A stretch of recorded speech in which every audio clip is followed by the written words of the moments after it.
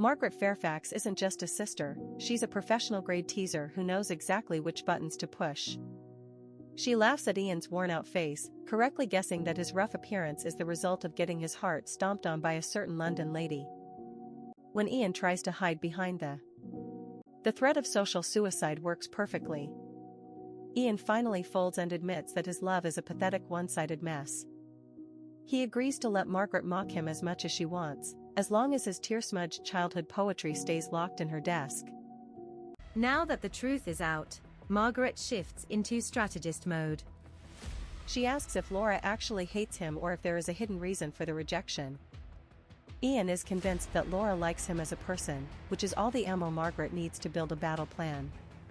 Margaret advises her brother to pull a total 180 on his personality.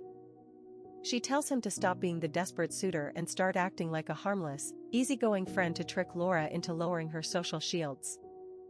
The strategy gets even more manipulative as Margaret tells Ian to distance himself and start mingling with other ladies. The goal is to make Laura believe she is no longer the queen of his world, creating a psychological vacuum. She calls her masterwork the theater of imagination. Margaret believes that the moment Laura thinks Ian is moving on to someone else, her dormant jealousy will explode like a volcano, forcing her to confront her true feelings. This elaborate scheme is designed to turn the tables so completely that Laura becomes the lovesick one, pining for the very man she just kicked to the curb. Margaret is essentially treating Ian's love life like a high-stakes chess match. Ian isn't exactly thrilled about playing mind games with the woman he loves. He finds her schemes to be unhelpful and manipulative, choosing to abruptly end the visit before his sister can suggest any more. As Ian marches out, Margaret doesn't seem bothered by his grumpiness. She consults her fortune cards and gets a winning combination, the star and the swords. She is now 100% convinced that a mistress is heading for Whitefield Hall whether Ian likes her methods or not. Back in the social Shark Tank of London, Miss Lance is hosting a private tea for Janet Fairfax. On the outside, she is the image of perfect aristocratic grace, but on the inside, she is absolutely reeling from the news that Ian Dalton ghosted the entire city. Miss Lance is fuming that Ian left London without saying a single word to her.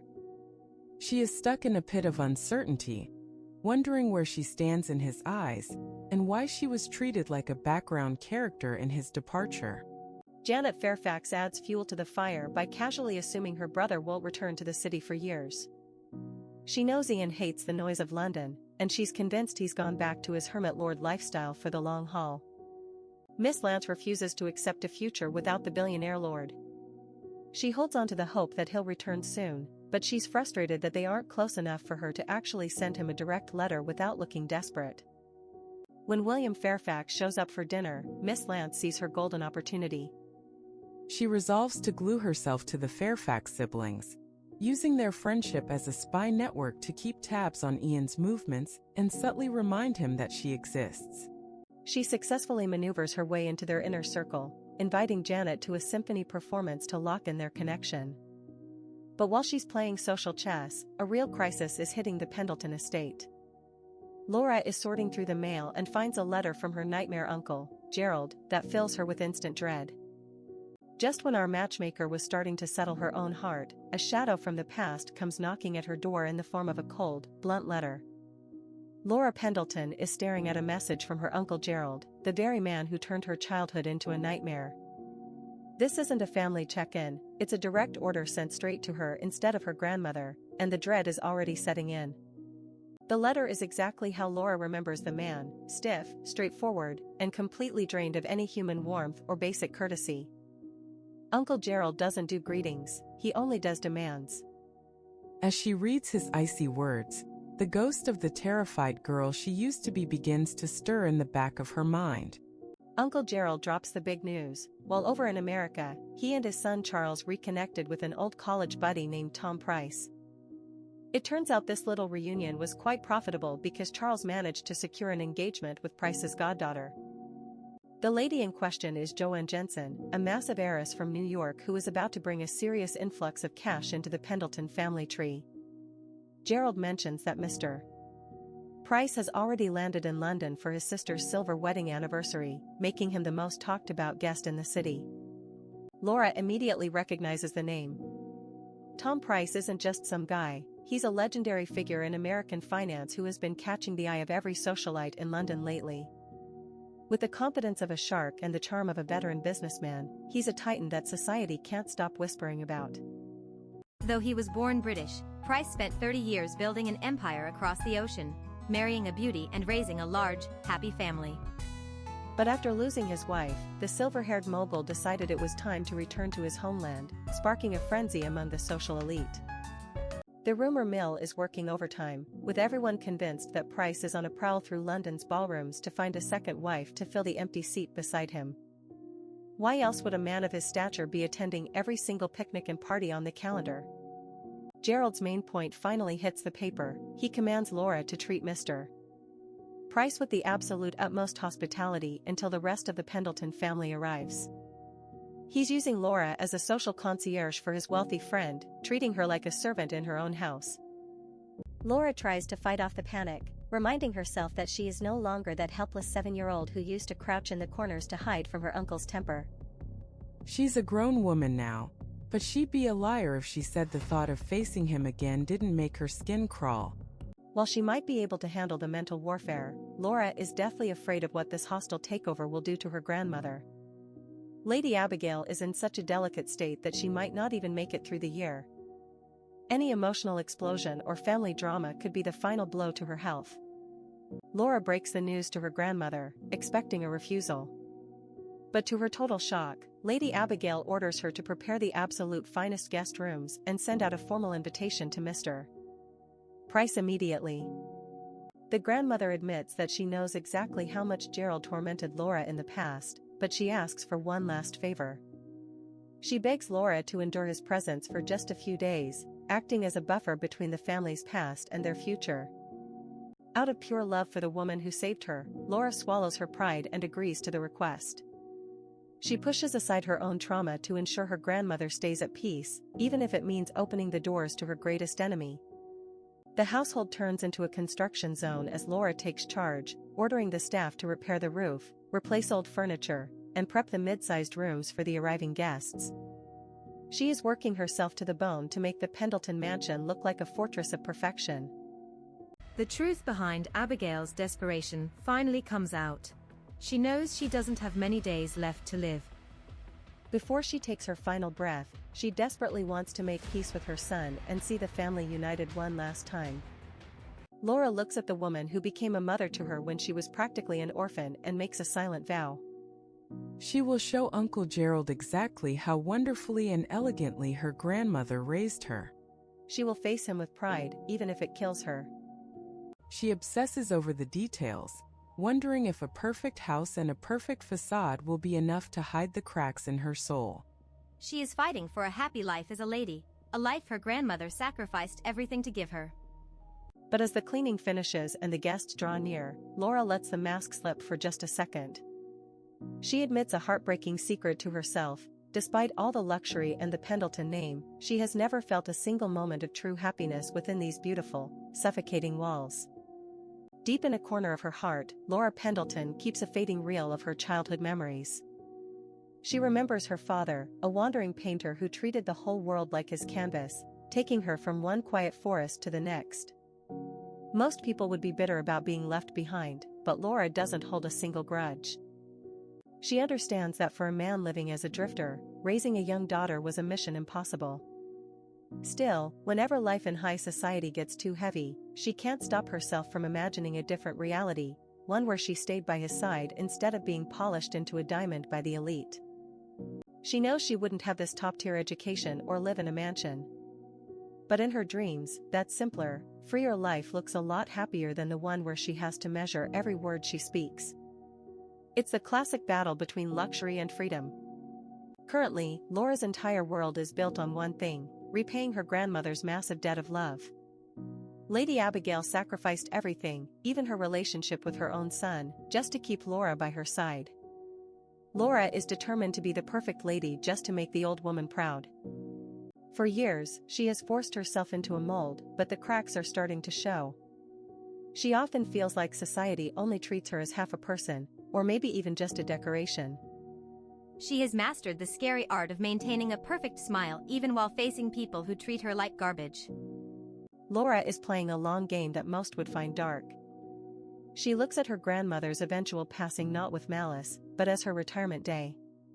She believes that once Miss Pendleton is gone, the real Laura can finally step out from the shadows and actually live for herself. But for now, her mission is to be the ultimate caretaker. She is pouring all her energy into her grandmother's final days, desperately hoping to fix the broken bond between the old lady and her estranged son before it's too late. Fast forward to a few days later, and the Pendleton house is buzzing with a formal dinner. Laura warmly welcomes Jane Hyde, who is officially our favorite career woman. Jane has ditched the search for a husband and started a new life as a typist, proving that independence is the new black. Laura introduces her friend to the star guest, Mr. Tom Price. He's the billionaire from America who's been camping out at their house because Uncle Gerald said so. Price is a man who definitely doesn't understand the concept of an indoor voice. Mr. Price is immediately fascinated by Jane. He's intrigued by her practical fashion and the fact that she's actually out there earning a paycheck. He notes that in the US, women are joining the workforce in droves, and he seems to love the change. When Jane reveals she only started working to avoid the trap of marriage, the room expects a scandal. Instead, Price shocks everyone by calling her choice impressive. He's the first noble adjacent guy to actually cheer for a woman's freedom. Price then drops a verbal nuke on the institution of marriage. He boldly claims that a husband is usually just a heavy burden for any woman to carry. He even jokes that his late wife was probably doing a victory dance the moment she got rid of him. Even though he's loud and constantly breaks all the fancy social rules, Price is actually a world-class entertainer. He keeps the guests glued to their seats with wild stories about the chaos of New York, making the stuffy London atmosphere feel alive for once. After the party, Laura is running on empty. Constant hosting is a literal drain on her soul, but she feels a sense of professional relief. The dinners are going so well that Uncle Gerald has zero ammo to complain about her management skills. We reach the fifth dinner, and the vibe gets uncomfortably intimate. Most of the guests leave early, leaving Laura alone in the parlor playing the piano for Mr.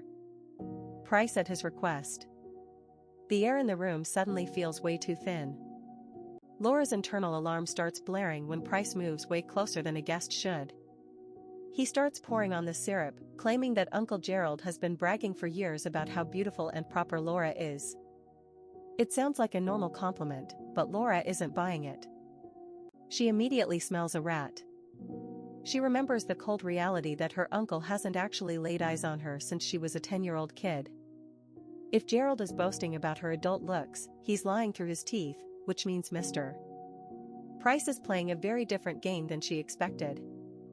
A sudden crash in the parlor sends a servant running in panic, but Laura keeps her cool and kicks everyone out to deal with the persistent billionaire guest in total privacy. Tom Price finally drops the act and admits he has a massive obsession with the grace of English ladies, hoping to find a new wife to replace his late spouse during this trip. The American finance mogul officially drops to one knee and asks her to pack her bags for New York, promising a fresh start that she never actually asked for. He tells her that being nearly 30 is actually a great feature because he is looking for a wise companion to warm his bed rather than some clueless 20-year-old girl. Laura doesn't even blink before hitting him with a cold rejection, making it crystal clear that she has zero feelings and her heart will never change for him. Most men would take the hint and leave, but Price decides to turn into a full-time florist, flooding the Pendleton estate with daily bouquets that she refuses to even touch. He starts acting like a high society detective, tracking her every move and showing up at every concert and ball just to breathe the same air as the matchmaker. The pressure gets so insane that our favorite lady matchmaker officially retires from social life, locking herself away just to escape the billionaire stalker.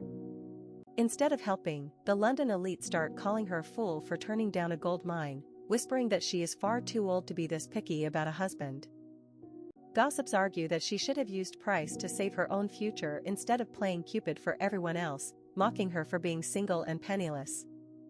Mothers across the city start using Laura as a horror story to scare their daughters into getting married early, making her the official face of social failure.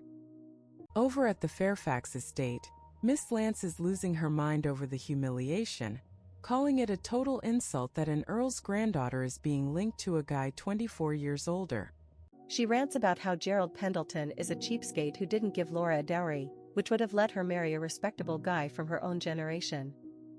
William Fairfax finally stops the trash talk and defends Laura, telling everyone to mind their own business because she is more than capable of handling her own battles. Alone in his study, William struggles with how to tell Ian Dalton the bad news about the persistent old suitor currently chasing the woman he loves. Before he can finish his letter, an urgent message from his sister-in-law Margaret arrives, scolding him for hiding Ian's romantic drama from the family. Realizing he was the only one out of the loop, William throws away his draft and sends an express mail to Whitefield Hall to warn the Ice King about his rival.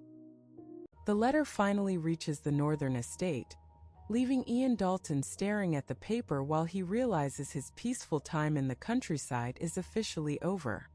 Ian Dalton makes a frantic and completely unannounced return to London, catching the entire household off guard with his hurried arrival. He ignores all pleasantries, ordering his luggage up to the guest room while immediately dragging William into the study for an urgent private showdown. William is left in a state of total bewilderment, questioning why on earth Ian would abandon his massive estate to a random stand-in just to sprint back to the city like a man possessed. It is a high society mystery that even the servants are struggling to comprehend as they watch their master act like a lovesick ghost. The true motivation behind this madness is revealed when Ian drops his billionaire cool and sharply demands the name of the American banker currently pursuing Laura. The Ice King is radiating pure, unfiltered jealousy, and it is clear he did not come back for a simple social visit. Consumed by a protective and jealous rage, Ian declares his ultimate intention to drive the American man out of Britain for good. He wants to ensure this interloper never even dreams of returning to bother Laura again, showing a side of himself that is far from the usual composed lord. William is absolutely horrified to realize that Ian is actually considering a duel, reminding his friend that such barbaric traditions ended with their grandfather's generation. He thinks Ian has officially lost his mind to a crime of passion.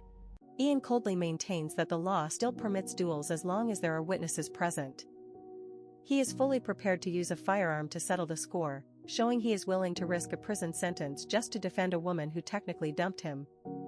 William tries to knock some sense into him, arguing that challenging an older man like Mr. Price is not an honorable duel, but rather a case of legal elder abuse. He pleads with Ian to stop the insanity before he ruins his entire reputation in London.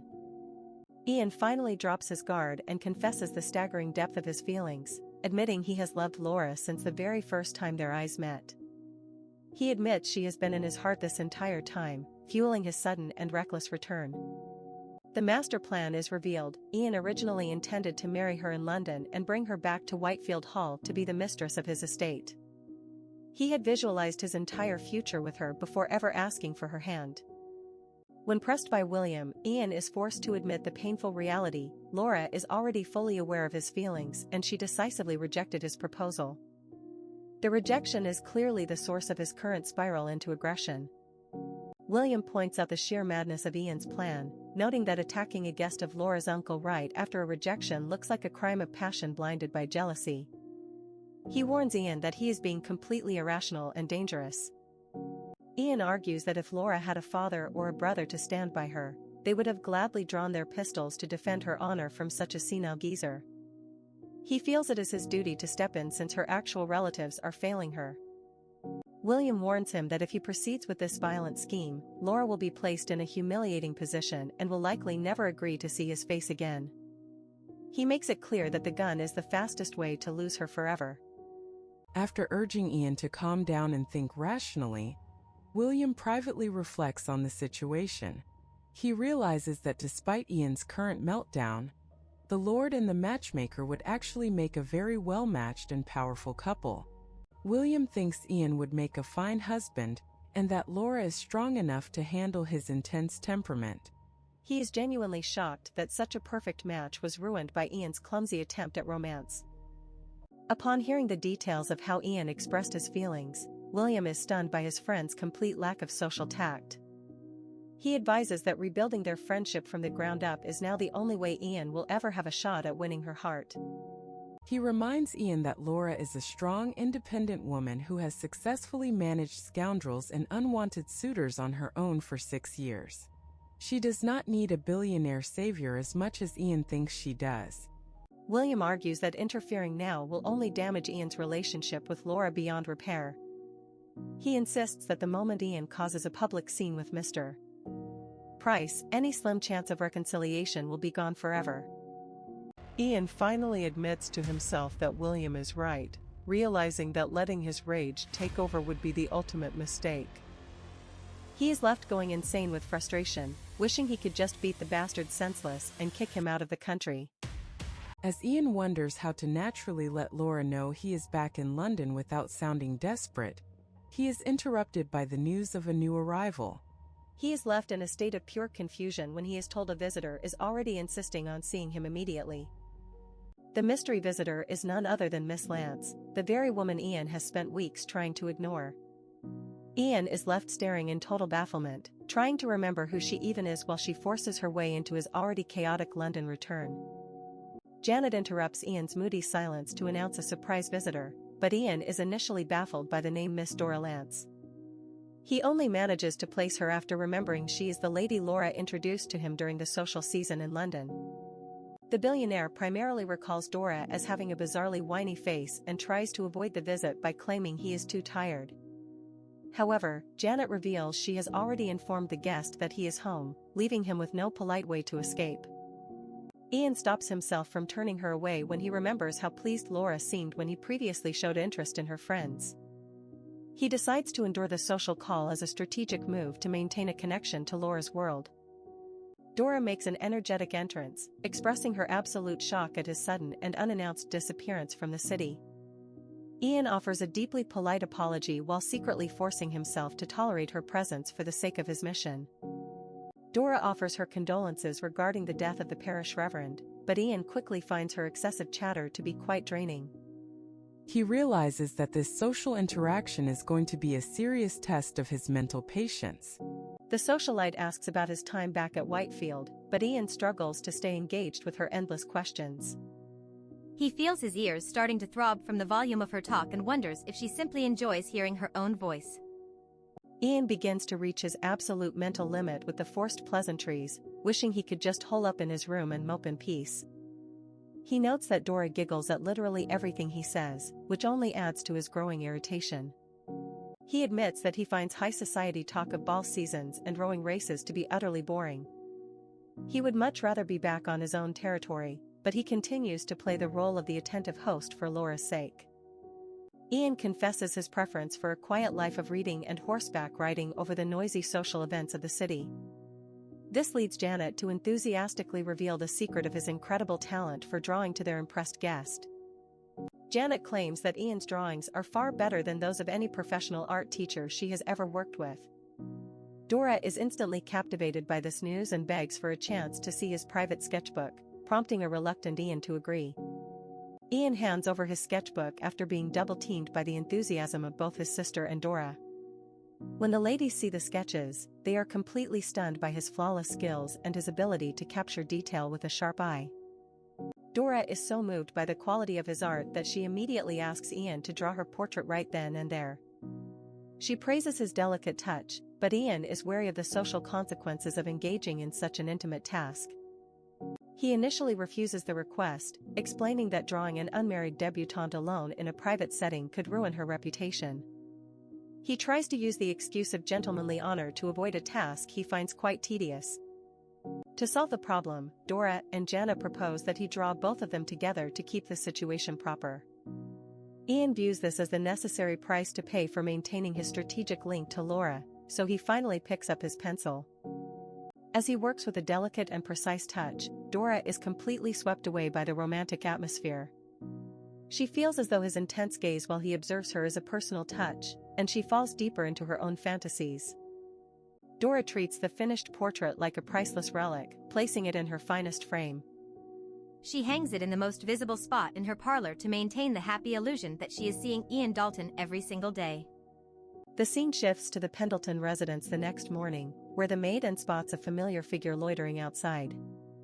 She realizes it is the Lord himself and decides to abandon her bedding chores to rush out and meet him. And tells Ian how romantic it is for him to wait outside his love's house, while inside, Laura is left completely baffled. She wonders where her maid disappeared to so suddenly as the mysterious morning drama continues to unfold. Ian Dalton tracks down the maid and to get the real tea on Laura's health and the annoying American billionaire who has been camping out at her front door lately. He desperately tries to find out where Mr. Price is staying, but Anne hits him with a firm refusal because she knows that dangerous look in his eyes means trouble is coming. Anne gives him a necessary reality check, warning the young lord that their mistress can never become the wife of a cold-blooded murderer. When Ian asks about his actual prospects with Laura, and admits there is still a spark of hope as long as he keeps his pistols in their holsters and his honor intact, the maid drops a bombshell, revealing that the situation is far more dire because Charles Pendleton was the one who personally scouted Mr. Price for his niece. If Laura dares to say no to this American mogul, she is looking at a future filled with physical threats from her uncle or a one-way ticket to a lonely exile. Ian promises he can offer her all the protection she needs, but Anne wonders if our independent matchmaker is the type to let herself be rescued like a damsel. Then comes the biggest secret of all, and reveals that Laura has been secretly preparing for years to survive on her own as a professional governess. Ian is left in total disbelief that a noblewoman would choose to be a servant, but Anne explains it is the only way Laura can see a free future for herself. Our girl is actually a linguistic genius, mastering 5 different languages including the ancient classics like Latin and Greek to secure her own independence. This news hits Ian like a freight train because he realizes Laura's fierce independence means she might eventually move to a place where he can never reach her again. Ian knows he has to find a way to win her over before she no longer needs him, so he makes a quick exit while telling Anne to keep his visit a total secret. Anne sneaks back into the house and covers her tracks with a lie about visiting the general store to check on a candlestick order she was waiting for. She further explains that the repairman for the stairs was sick, successfully hiding the fact that she was actually holding a secret meeting with the Ice King outside. As she watches her mistress go about her work, and can't forget the dangerous and intense resolve she saw burning in the young lord's eyes earlier that morning. She is absolutely convinced that a man with that much determination will not stop until he has successfully made Laura the next Lady Dalton of Whitefield.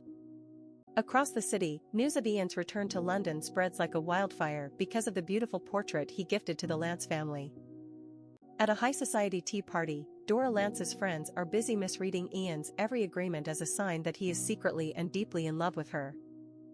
The ladies are already picking out bridesmaid dresses for a grand wedding, fantasizing about the extreme privacy and mystery of the legendary Whitefield Hall. Dora is lost in her own romantic delusion, believing that Ian's goal for returning to the city is to finally claim her as his bride. One socialite reveals a shocking secret: a rare painting of the secret Dalton estate actually exists, but it isn't in a museum or a royal gallery. London's high society is currently on fire with a juicy new rumor. Word on the street is that the Pendleton townhouse has a rare landscape painting of Whitefield Hall hanging right in their drawing room. For a place that is usually strictly private, seeing it on a canvas in someone else's house is basically a social earthquake. The gossip squad is convinced that Ian Dalton and the Pendletons must be practically family. Everyone is wondering if the reclusive billionaire painted the scene specifically as a gift for them, sparking endless speculation about just how deep their connection really goes.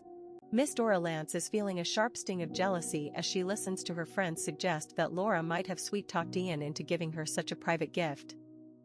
The idea of Laura having something so unique is driving her crazy, especially since she wants to be the center of Ian's world. To save Dora's bruised ego, her friends remind her that she possesses a personal portrait painted by Ian. They argue that a personal likeness is a much deeper sign of affection than a simple landscape, successfully talking her back into her delusional romantic fantasy. The long-awaited day finally arrives as a dusty carriage pulls up to the Pendleton townhouse. Gerald Pendleton and his entire entourage have officially reached London, bringing a cloud of tension and old memories with them. Watching from the safety of the shadows, Laura catches sight of her cousin Charles. She is immediately struck by how much he looks like a younger version of Gerald, harsh, arrogant, and possessing the same cold eyes that used to haunt her childhood.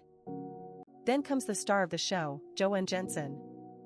The American heiress radiates a striking presence and a level of confidence that perfectly matches her reputation as one of the wealthiest women in New York. She carries herself like she already owns the city. Laura takes a deep, steadying breath and steels her resolve. She reminds herself that the frightened 7-year-old girl is gone, and that this townhouse is her territory now. She is ready to face her demons with her head held high. Stepping forward with the grace of a seasoned professional, Laura welcomes the group. She explains that she is acting as the official host on behalf of Lady Abigail, maintaining the perfect image of a refined lady while her heart is pounding. Joanne Jensen immediately proves she is not interested in stuffy British rules by introducing herself without waiting for an invitation. She expresses an eager desire to see the interior of the house, having heard it is the most elegant residence in all of London. When Laura offers a tour, Joanne is specifically focused on finding the drawing room. However, Charles tries to play the controlling fiancé, attempting to steer her toward a meeting with her godfather, Mr. Price, instead. A very tense and very public argument breaks out between the engaged couple right in the middle of the foyer. Joanne openly mocks Charles for his fake concern over her health, making it clear she isn't the type to be pushed around by a Pendleton man. Charles tries to flex his muscles by claiming that English tradition requires a fiancée to obey her future husband's every command. He is trying to humiliate her into submission, but he has chosen the wrong woman for that game. Joanne turns to Laura for a fact check, and Laura doesn't hesitate to throw her cousin under the bus. She coolly denies that any such restrictive tradition exists, effectively stripping Charles of his authority in front of the entire household. Laura watches the fallout with a keen eye, realizing there is a strange new hierarchy at play. The Pendleton men are forced to bite their tongues and indulge Joanne's every whim simply because her American conglomerate wealth is far more powerful than their noble name. After Gerald finally manages to convince Joanne to take a rest until the formal dinner, Laura gets to work. She directs the men to their prepared guest rooms on the 3rd floor, keeping her interactions as brief and professional as possible. Determined to make the evening perfect and avoid any drama, Laura focuses on the dinner logistics. Her primary goal is to carefully arrange the first meeting between her grandmother and her uncle to ensure everything remains peaceful. Her carefully constructed plans are suddenly nuked when a panicked servant reveals the truth. Gerald and Charles didn't go to their rooms at all. Instead, they went straight to Lady Abigail's private quarters to pay their respects. Laura is hit with a wave of immediate alarm as she rushes toward her grandmother's room. The confrontation she feared the most is happening right now, far sooner than she expected, and she knows the fragile piece of the house is about to shatter. Deeply concerned that the emotional stress will cause her grandmother's health to collapse, Laura rushes toward the bedroom. She is determined to act as a mediator and prevent a medical disaster before it's too late. Upon bursting into the room, Laura is stunned into silence by a scene of total humility. The once harsh and arrogant Gerald is kneeling before his mother's bed, tearfully begging for her forgiveness in a display of raw emotion she never thought possible. Lady Abigail reaches out with warmth and accepts his apology, signaling that the long-standing family rift has finally come to an end. It is an unexpected moment of grace that seems to wash away decades of resentment in an instant. Although the reconciliation appears beautiful on the surface, Laura finds the sudden shift in atmosphere incredibly strange. To her, the warmth feels artificial and performative, reminding her of an overly dramatic soap opera where the actors are trying too hard. Following his mother's lead, Gerald finally acknowledges Laura's presence in the room. He offers a stiff and formal word of thanks for her years of dedicated care for Lady Abigail, though his eyes remain as cold as ever. That evening, the Pendleton house hosts a grand formal dinner that appears to be a perfect family gathering. The air is filled with lively conversation and a forced sense of warmth as the guests enjoy the high-quality meal. The main topic of conversation during the banquet centers on the engaged couple.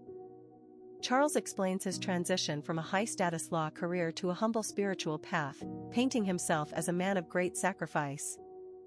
Charles delivers a pious speech about enduring poverty and hardship through faith, receiving nods of agreement from everyone. Laura, however, finds his words deeply contradictory and insulting given his crude and arrogant behavior earlier that day. Despite her deep misgivings about her cousin's true character, Laura remains silent to protect the dinner's harmony. She shifts her focus to managing the household logistics and delivery schedules for the following morning. Her quiet moment of duty is interrupted by Mr. Price, who uses the clumsy excuse of forgotten gloves to corner her alone in the hallway. Laura is immediately on guard, sensing his intentions are far from innocent. Mr. Price asks Laura for a significant favor, requesting that she mentor Joanne Jensen in the nuances of British etiquette. He wants Laura to help the American heiress conquer London society and find her place among the elite. Seeing it as a duty to her cousin's fiancé, Laura reluctantly agrees to help Joanne navigate the complex social world of the ton. She accepts the responsibility, even though she finds the request tiring. The conversation takes a sharp turn for the worse when Mr. Price attempts to flirt and propose marriage once again. Laura loses her patience and issues a sharp, final rejection, telling him clearly that her answer will never change. To Laura's utter frustration, Price dismisses her firm refusal as if it were a playful riddle. He arrogantly claims that finding the true meaning behind a lady's words is a difficult task, refusing to take her no for an answer. Exhausted and nursing a growing headache from the day's emotional and social strain, Laura attempts to retreat upstairs for rest. She feels drained by the weight of keeping up appearances for her grandmother's sake. Uncle Gerald finally drops the act of the grieving son and confronts Laura with a face full of cold indifference. He mocks her for being the household mistress for 12 years yet remaining single, questioning her value in the aristocratic marriage market with a sharp, judgmental tone. The conversation gets even nastier as Gerald delivers a brutal warning. He tells Laura that she should expect absolutely zero inheritance from her grandmother and sneers at the idea that any suitable match would ever want her at this stage. Gerald makes his ultimate move by ordering Laura to find a way to support herself immediately. He makes it crystal clear that her time living under the Pendleton roof is coming to an end, effectively evicting her from the only home she has known for a decade. Laura stands there taking the verbal abuse, realizing that her uncle's heart is still a fortress of hate. He doesn't see a niece, he sees a nuisance that needs to be cleared out to make room for his own profitable future. As she walks away, Laura's internal monologue is a mix of pain and fire.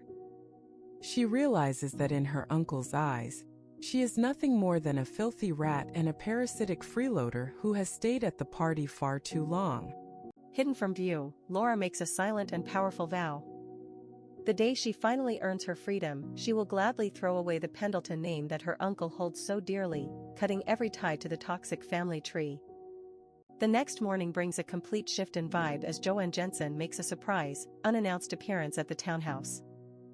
The American heiress is practically glowing with excitement as she tours the estate, already acting like she belongs there.